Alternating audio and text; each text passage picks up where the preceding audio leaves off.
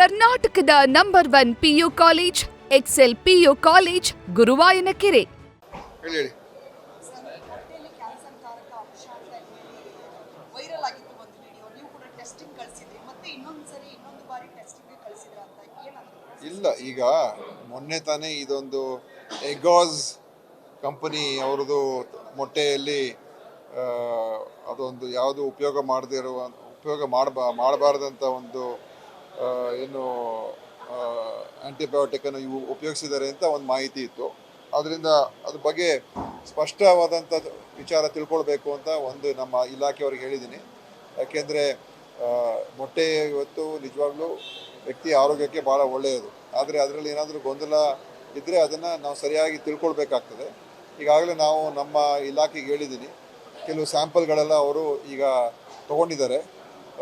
ಮತ್ತು ಎಗಾಸ್ ಕಂಪನಿ ಏನಿದೆ ಅದರ ಸ್ಯಾಂಪಲ್ ಕೂಡ ತೊಗೊಂಡಿದ್ದಾರೆ. ಅದು ಟೆಸ್ಟ್ ಎಲ್ಲ ಮಾಡಿದ ನಂತರ ಮುಂದೆ ನಾವು ಅದರ ಒಂದು ವಿಚಾರ ನಿಮ್ಮ ಮುಂದೆ ಇಡ್ತೀನಿ.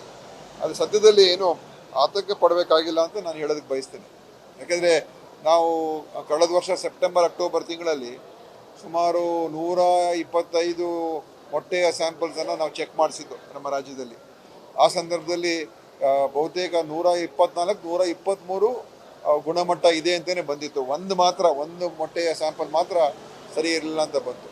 ಆದ್ದರಿಂದ ಇವತ್ತು ನಾವು ಯಾವುದೋ ಒಂದು ಸುದ್ದಿ ಕೇಳಿದ ತಕ್ಷಣ ಆತಂಕಕ್ಕೊಳಗಾಗಿ ತೊಗೊಳ್ಬಾರ್ದು, ಭಯಭೀತರಾಗುವಂಥ ಅವಶ್ಯಕತೆ ಇಲ್ಲ. ನಾವು ಸಮಾಧಾನವಾಗಿರೋಣ. ಎಲ್ಲ ವರದಿ ಮತ್ತು ರಿಪೋರ್ಟ್ಗಳೆಲ್ಲ ಬರಲಿ.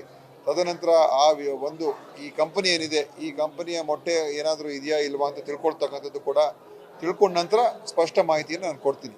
ಇನ್ನು ರಿಪೋರ್ಟ್ ಬರಬೇಕು. ಓಕೆ. ನ್ಯೂಸ್ ಫಸ್ಟ್, ನಿರ್ಭೀತಿಯಿಂದ ನಿಮ್ಮ ಪರವಾಗಿ.